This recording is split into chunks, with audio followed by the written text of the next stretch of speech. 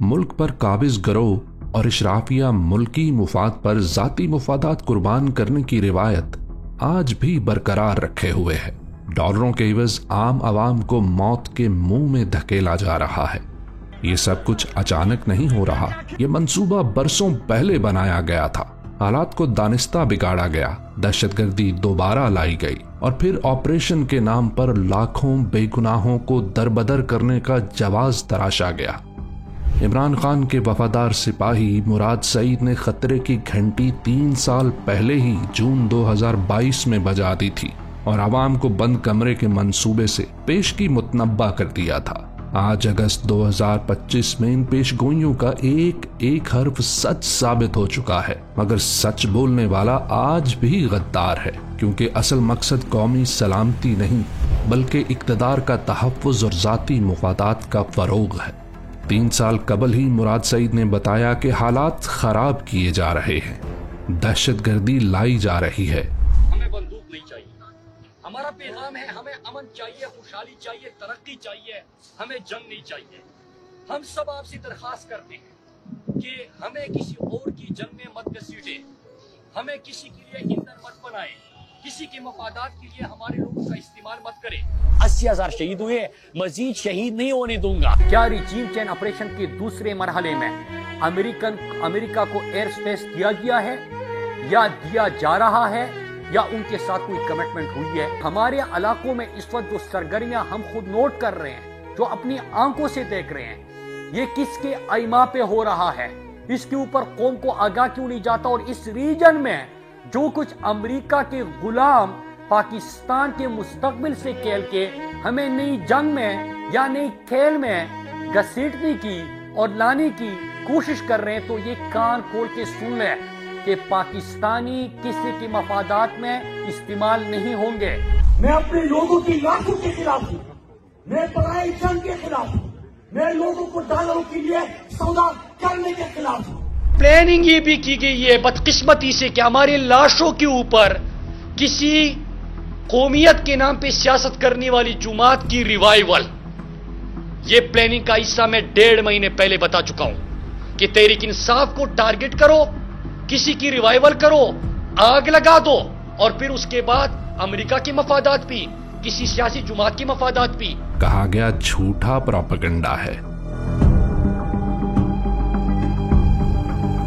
स्वाद में कोई दोबारा दहशतगर्द आना शुरू हो गए हैं, ऐसा बिल्कुल नहीं है। ये अफवाह है या अफवाह ये जो है वो बनाई जा रही हैं।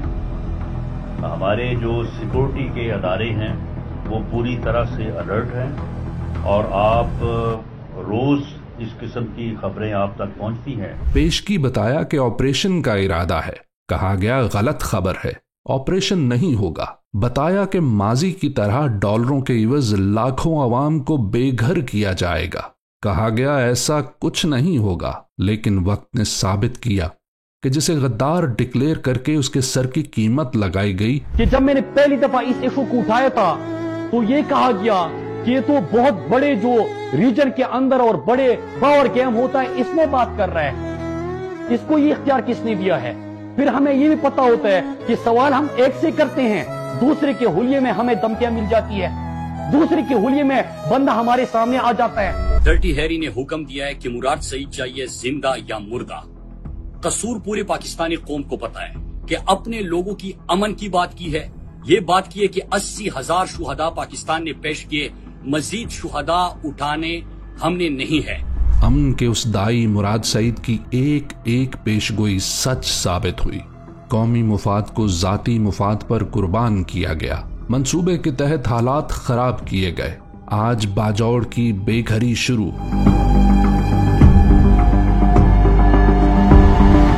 अगली बारी महमद की, और ये सिलसिला यहां थमने का नहीं। मुराद सईद की सरबराही में अवाम ने अपनी मदद आप के तहत मालाकंड से 2 बार दहशतगर्दी को परे धकेला, मगर आज वहां मंसूबे के तहत दोबारा फैलाई जा रही है। अमन की आवाज उठाने वालों के घरों पर ग्रेनेड फेंके गए, आम आबादियों पर ड्रोन हमले हुए, टारगेटेड ऑपरेशन के नाम पर मासूम शहरियों को, जिनमें औरतें और बच्चे भी शामिल हैं, शहीद किया गया।